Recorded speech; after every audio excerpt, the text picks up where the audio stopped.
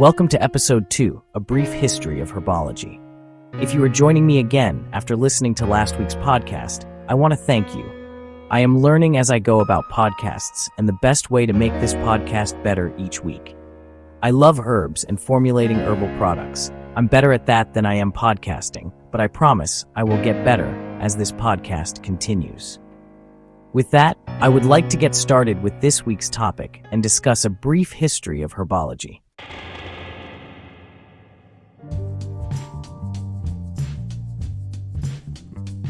Herbs have been found in the stomachs of Paleolithic humans as far back as 60,000 years ago. Stomach contents revealed chamomile, yarrow, and St. John's wort, all herbs that are still in common usage today. It is likely that ancient humans used instinct and common usage to find their herbs, much as animals do today. If you carefully watch wild animals, or even domesticated cows and your horse, you will see them seek out and find herbs in their pasture to address their needs. Indigenous peoples utilized herbs for medicinal purposes. Shamans, or medicine men, were sought out to treat maladies and guarded their knowledge. Their knowledge was passed down to others through oral tradition. Shamanic traditions originated in Eurasia around 4000 BC and spread to India, the Pacific, and the Americas.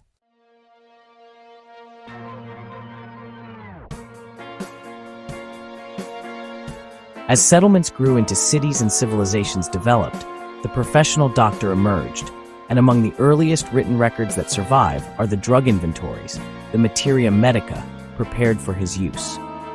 The first written records of the usage of herbs date back over 5,000 years ago to the Sumerians in ancient Mesopotamia. The tablets include various formulas and mention the use of over 250 medicinal plants. As you can see, herbs are not alternative medicine. They are the original medicine. The Chinese have also used herbs for medicinal purposes for centuries. Legendary Chinese Emperor Qianlong is credited with writing the foundational materia medica of classical Chinese medicine, Pen Sao Qing, which lists over 365 herbs. By some accounts, this materia medica includes treatments, herbs, and medical practices that date back over 5,000 years ago, which were passed down through oral tradition. Around 1500 BC, the ancient Egyptians wrote the Ebers Papyrus, which listed over 850 herbal medicines. This is not the first writings by the Egyptians, but it is notable for the fact that it survived intact. This manuscript includes herbal formulations including herbs such as garlic, cumin, coriander, willow, cedar, aloe, and frankincense.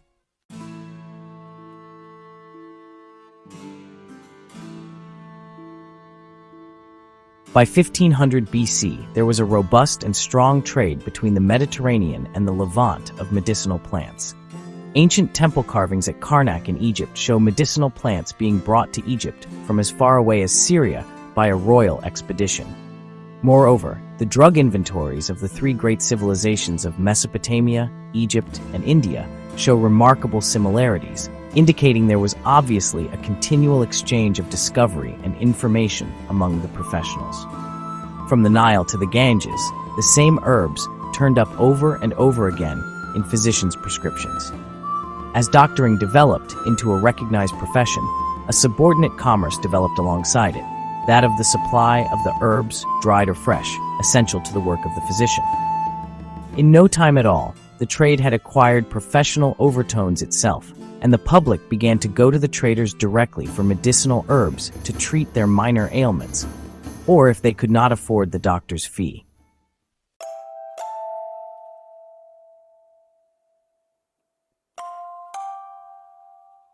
In ancient Greece, the gatherers of herbs were specifically known as rhizotomaki, or root gatherers, and it was probably from them, as much as for physicians, that the first careful lists of medicinal herbs as their properties, what we know as herbals, came to be written at a time when oral tradition was no longer relied on. The earliest of these lists was probably the Rhizotomica of Diocles of Carystius, a pupil of Aristotle. Written sometime in the 4th century BC, it listed medicinal plants and gave notes about their specific effects on various parts of the body. Many of us consider Hippocrates, who lived from 468 to 377 BC, as the most important and interesting medical thinker of early times. Hippocrates emphasized a balanced, holistic approach to doctoring. He looked at a person's diet, lifestyles, habits, family, and spiritual life when working with a client. He also used herbs extensively when administering to his patients.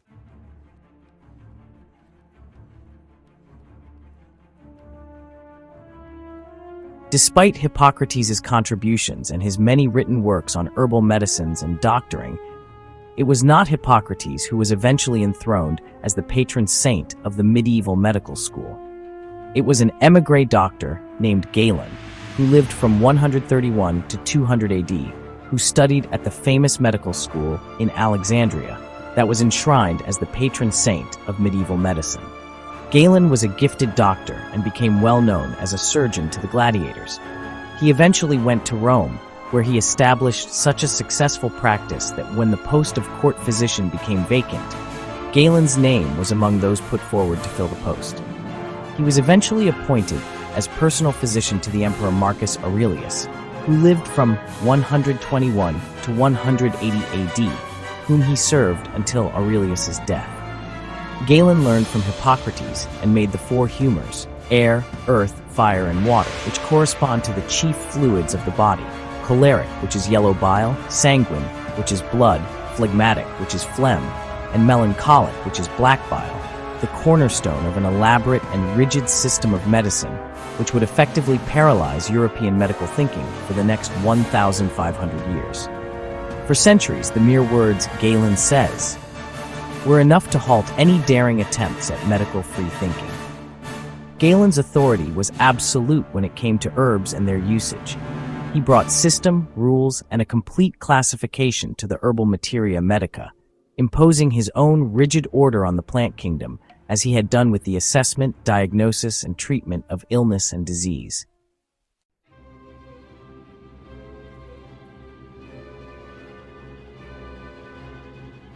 During the 1st century BC, Pedanius Dioscorides, a Greek army surgeon, set himself the gigantic task of bringing together all the current medical information on plants and other drugs and putting it together in one clear, informative work.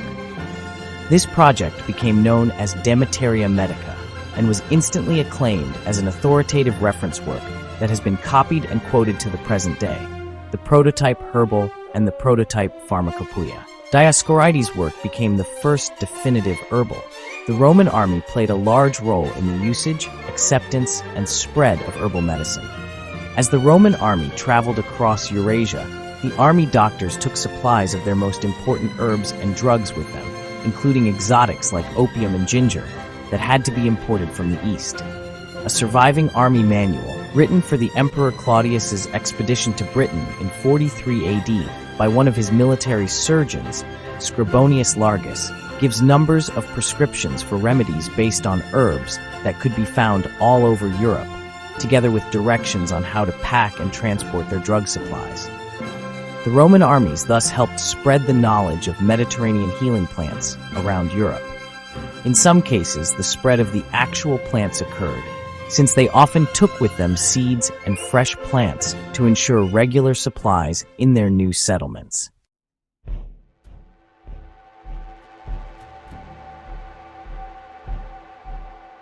The century that followed Galen's death saw the fall of the Roman Empire. The Roman Empire first split into East and West, then divided itself again. The teachings of Galen marked the beginning of a sharp division in Western Europe between the professional physician on the one hand and the traditional healer on the other. In professional medicine, careful observation of a plant's specific action disappeared and was replaced by Galen's theoretical approach, which assigned every plant to its proper station in an orderly scheme. The generations of doctors who memorized Galen's near-numerical classifications soon learned to despise those simple healers who still used herbs. It should also be noted that only those who were relatively well-off financially could afford the services of a professional doctor. Thus, professional doctors earned esteem among the wealthy, while those who were of lesser means were limited to the simple herbal healers, probably for the better, as we shall see later. A divide opened between the amateur healer, the village-wise woman, the tribal medicine man or the housewife, and the trained professional doctor. The amateur expected his plants to do their work gently and thoroughly, but not necessarily quickly. Every countryman knows you cannot hurry nature. The professional doctor, on the other hand, confident in his superior knowledge, was also confident that he could hurry nature as much as he wished to, with the most excellent results. Interventions in the bodily processes became the professional order of the day, as they remain to the current day. The most aggressive interventions employed by the professional doctor were purging and bloodletting, and soon they became the most popular treatments of physicians.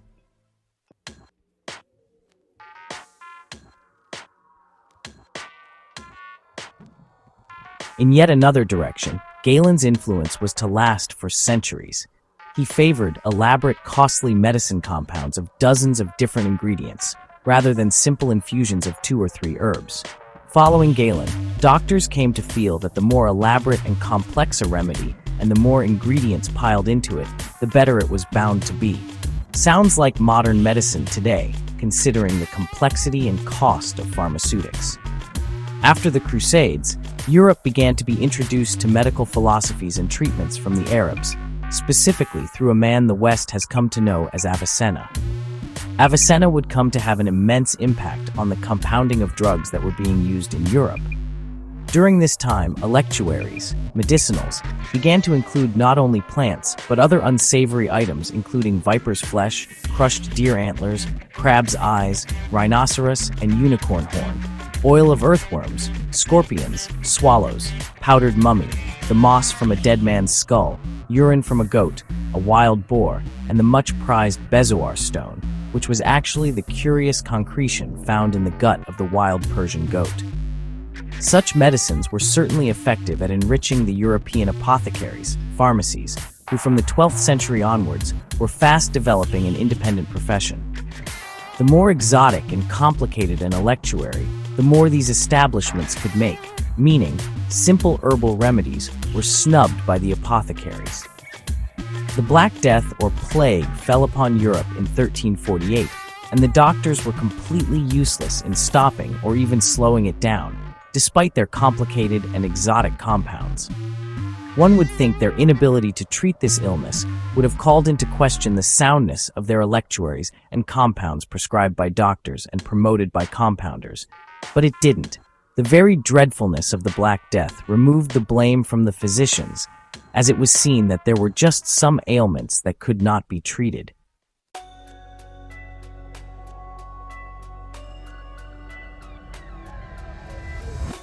The Galen theory persisted until the 1500s.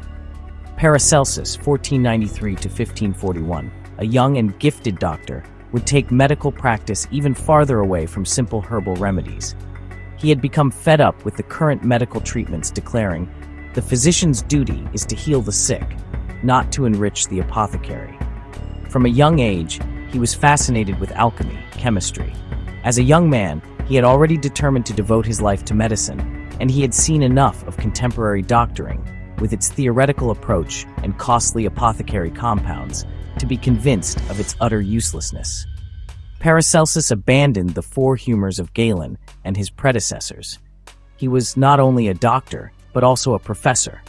While working as a professor, he abandoned the medical teachings and theories of his predecessors, and instead taught his own brand of medicine, much to the dismay of fellow faculty members. He became a huge critic of drug therapy as it existed at the time. However, don't believe that he was a huge proponent of herbal medicine. He was not. Instead, he advanced the use of mineral therapy, mercury and antimony. He stressed the need for a treatment that would be specific to a particular disease.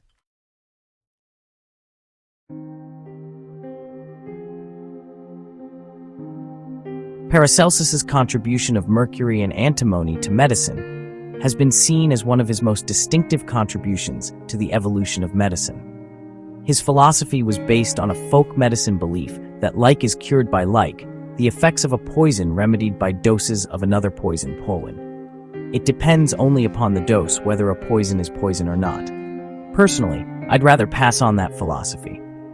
By the end of the 16th century, the name Paracelsus had been firmly linked to the medical revolution that was bringing chemically prepared mineral medicines into the apothecary's shop.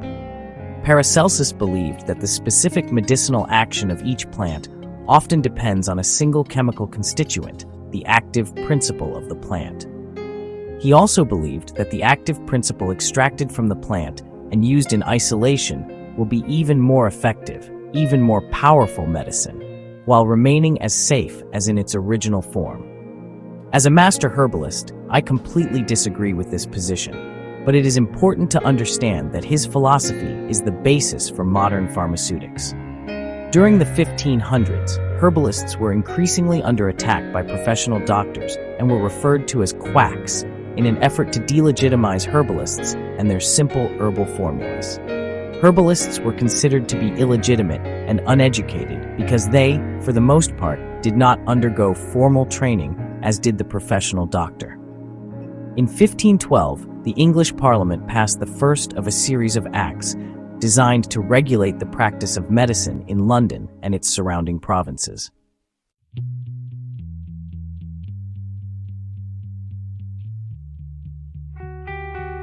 In the 16th century, the medical world had reached a crisis point. In London, medical practice was unregulated, meaning there were more and more quack doctors and false remedies. Many relied on sorcery and witchcraft. In 1518, Henry VIII stepped in, issuing a charter which took away the Church's power to regulate the medicine and handed it over to a governing body named the Royal College of Physicians. The college exercised full control over the apothecaries, setting standards and issuing licenses required to practice medicine. On April 26, 1618, in a further effort to standardize medical practice, a royal proclamation was circulated ordering all apothecaries to obtain a copy of Pharmacopoeia Londinensis. However, Pharmacopoeia Londinensis was useless as a text of reference. Most tradesmen, though probably educated at grammar school, would have only been taught very basic Latin. As a result, they may have been able to refer to the list of ingredients, but not much else.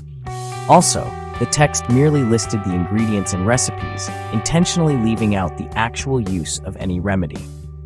This leads us to Nicholas Culpeper, an English herbalist, botanist, and physician who was proficient in English and Latin. His ability to understand Latin meant he was able to study the Pharmacopoeia Londinensis and translate the text to English. He published his English version in 1649, which caused an uproar among physicians who saw it as a way to reveal their medicinal secrets to the common masses. Culpeper not only translated the text, making it understandable to those who could read, but also included recipes alongside their healing properties, meaning the public could access the information and no longer required the expertise of a physician.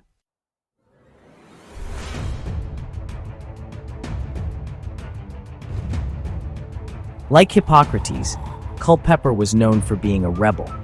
He practiced as a people's herbalist instead of in the traditional practices of the professional doctor. Professional medicine was still mostly reserved for the wealthy and royals. The common people relied mostly on herbalists and probably benefited from not being poisoned with the horrible electuaries so regularly employed by the professional doctor. Now let's turn our attention to herbal medicine and doctoring in the colonial days of the United States. Life was harder in many ways in America than it had been in Europe.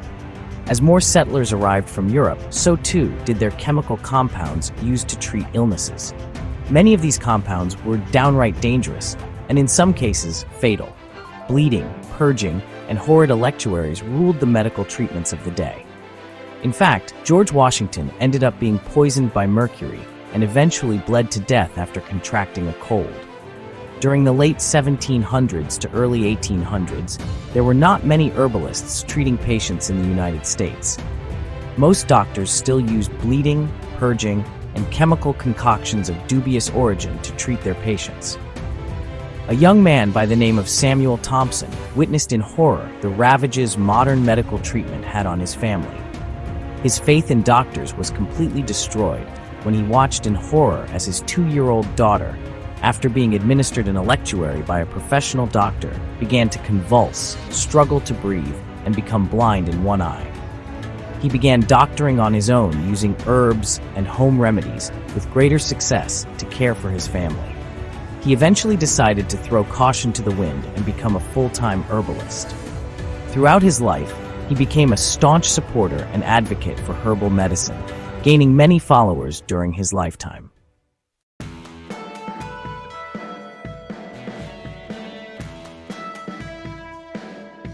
In the early 1800s, the American public began rejecting bleeding, purging, and horrid electuaries and began to demand an alternative. Samuel Thompson jumped on this demand from the American public and began to expand his brand of herbalism. Herbal medicine made a resurgence during this time period. Many westward pioneers also began learning from the Native Americans about natural remedies, local plants, and remedies for common ailments. It cannot be overlooked that many herbal remedies were not much more palatable than professional doctors and their remedies at this time. Many herbal remedies also focused on purging as a means of curing a disease or illness. Many herbal formulas also tasted pretty terrible, and some had questionable ingredients themselves. There was no standardization of herbal formulas, just like there was no standardization of medical practice or medical compounds or drugs. It was essentially a free-for-all in terms of medicine. During the early 1800s, many types of medical theories and practices developed, including homeopathy, osteopathy, chiropractic, and the eclectics. Samuel Thompson, believing his method of natural medicine was supreme to all others, derided these other natural therapies, and in the end, this divide was the downfall of his brand of herbalism. The infighting also hurt the other therapies as well. As this infighting among natural healers continued, professional doctors began to become more organized and advancements were made in the field of pharmaceutics.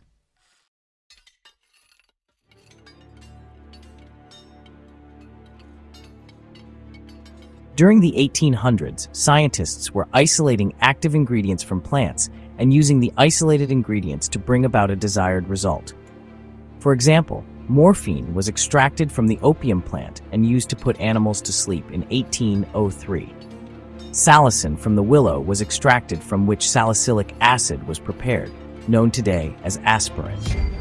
In a pharmacological breakthrough, salicin was produced synthetically in 1852, opening up the world of synthetically made medications, modern pharmacology.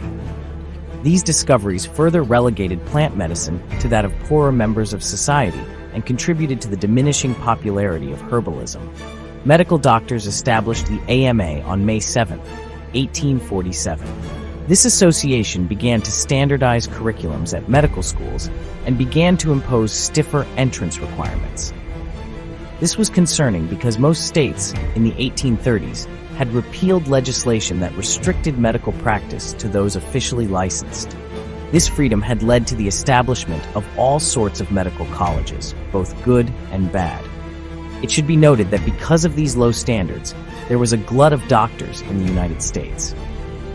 Equally disturbing to the members of the AMA was that many of these graduates were followers of Thompson's philosophies, eclectics, or other philosophies. Of extreme concern to the AMA was the practice of homeopathy, mostly because it was quite popular, and it worked. In sharp contrast to the organization shown by the members of the AMA and the homeopaths, the eclectics and the herbalists were in disarray and fighting amongst themselves.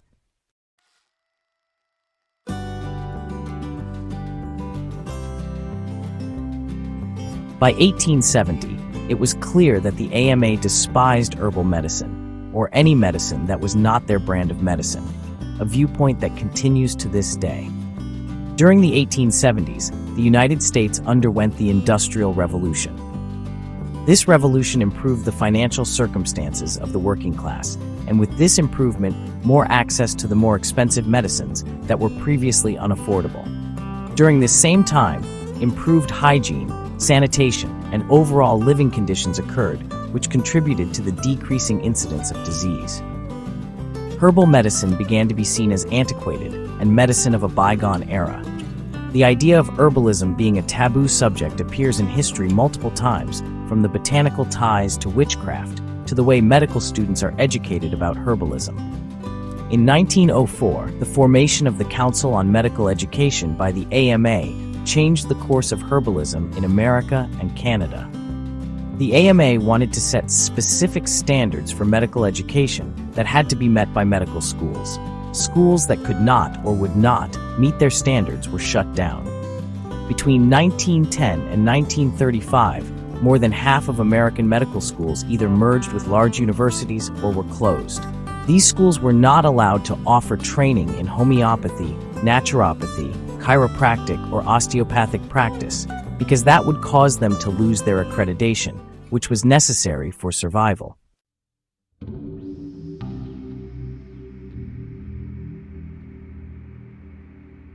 Currently, herbalism is making a resurgence. The World Health Organization estimates that nearly 80% of the world's population utilizes herbs for some part of their primary health care. In the United States, it is somewhat difficult to utilize herbs as there are a limited number of herbal practitioners available to the public. Most doctors, while at least more aware of the existence of herbal medicine, do not prescribe or recommend herbs for healthcare, instead prescribing pharmaceuticals. It can also be difficult to obtain herbal recommendations and healthcare depending on the state you live in. For example, in Utah, it is illegal for anyone other than a doctor to prescribe or recommend herbs for healthcare. On the contrary, Oklahoma does not have any such restriction and gives the control to the patient about what type of medication or herbs they wish to use for their healthcare. Fortunately, more and more people are seeking information about and are using herbs and natural remedies as part of their healthcare. As more and more people are getting fed up with the cost of pharmaceutics and the side effects that accompany the use of powerful drugs. Thank you for joining me for this week's brief history of herbal healthcare. I hope you found it interesting and learned a little bit about just how wonderful herbs can be, as well as how well herbs have withstood the test of time, even when other professions tried to eliminate their use. Next week, I will discuss the philosophy of herbology, namely, vitalists versus atomists, and why that is important to understand the difference between herbology and standardized medicine. I hope you take time to tune in next week for that discussion. I also welcome your comments and/or suggestions for this podcast, as I want this podcast to be informative and relevant to your questions and interests. If you have questions about herbs, herbal products, and how they can benefit the health of your horse, please give Kayla a call at 975-96-74-43. I would love to consult with you to meet your horse's specific needs.